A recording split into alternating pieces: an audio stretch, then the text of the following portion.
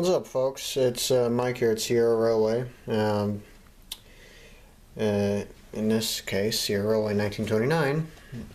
Kind of difference there between rail fanning and modeling. So, welcome back to Word in the Shop. It's been a while since I made one of these, but I think I'm going to make this short. I don't think there's a lot to talk about, but here's a new locomotive project. Sierra Railway number 32, the mainline passenger locomotive in the 20s and 30s.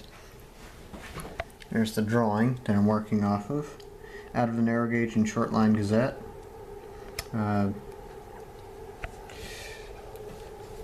Unfortunately, no other drawings to use. So yeah, been working on this for about a week now.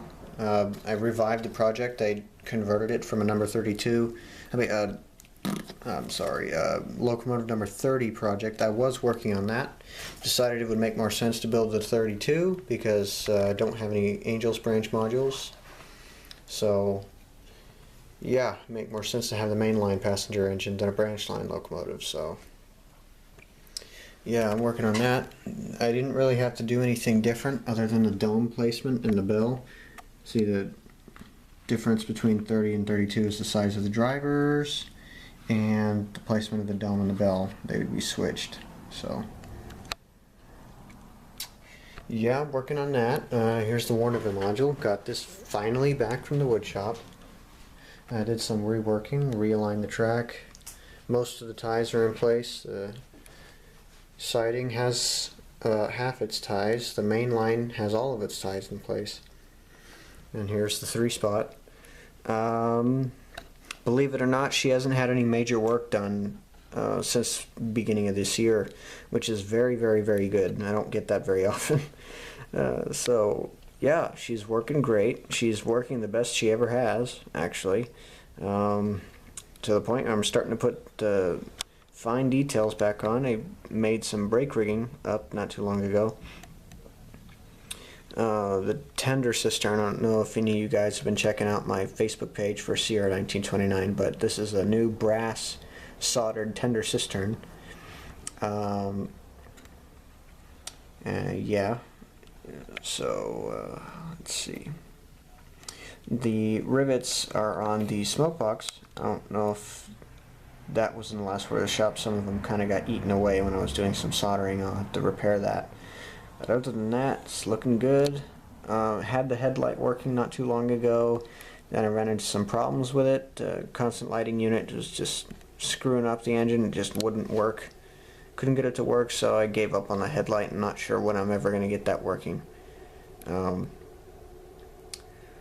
Yeah, she's working good. I think I'll put up... I put up another video of her just doing a few run-bys for Sierra 1929's 4th anniversary. So yeah, new cars and whatnot. Pretty nice Great Northern flat car. Really early steel fishbelly flat car.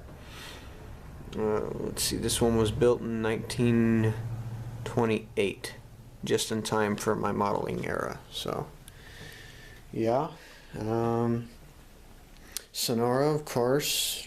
When I'm not running anything, as usual, something has to be used to keep all my modeling projects on. Here's one of my more recent ones, Sierra Combine number 5, Moses Caboose. I was working on this, and it looks like it's making good progress. I'm really proud of the roof I did. This whole thing was built from scratch, done on a laser.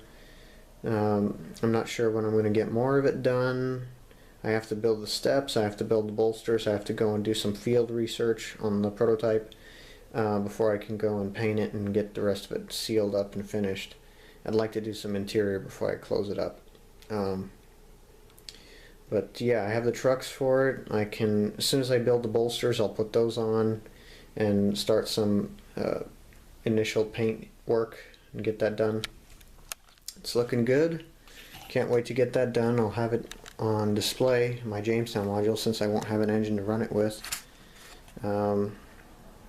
Yeah, here's the Jamestown module. The reason that this hasn't had any work done and it's not set up yet is don't have any legs for it, which is a pretty stupid reason. It seems like something I should be able to have done fairly easily, but yeah, at this point I'm trying to get what's the word? I'm trying to get a height for all the modules to match up. I'm trying to get that done. All the modules should have, you know, the same height so that they all match up. You know, I'm trying to get that done, so I have to do that for the Jamestown module. Then once I get it set up, I'll clear the room and start laying track on it. Notice I have the inspection pits for the roundhouse all cut out, which is, I needed to do that before I laid any track. I did the turntable pit, and I'm not so sure about all my other modules, but this is exactly to scale. I laid a scaled drawing out of the Jamestown yard on top and just drew lines, kind of traced everything. So it's exactly to scale, no need to worry about that, and it's going to look great when it's all built. So yeah, stay tuned on that. Sonora, got the paper bag scenery base down on the eastern side. There really isn't any other hillsides on the portion of Sonora that I've modeled. Can't really see anything with all this crud on it. But as soon as all this is done, it's got its little foam block supports under it. I have some dirt that I collected from the actual site in Sonora that I want to lay down on the cut and whatnot, and we'll start doing scenery. I'd like to get some buildings in here. Yeah, so just remember to check out my Facebook page and stay tuned. And definitely keep an eye out for the number 32 projects, because it should be running under its own power with some test run videos in the next couple of weeks. And I'm going tomorrow actually to go and get more parts for it. Yeah, and like I said, hopefully in the next week I'll have some test run videos. It's going to look kind of odd running without its tender. I haven't completely built that yet. But it's in progress. It's making very, very good progress very quickly. So yeah, see you guys next time.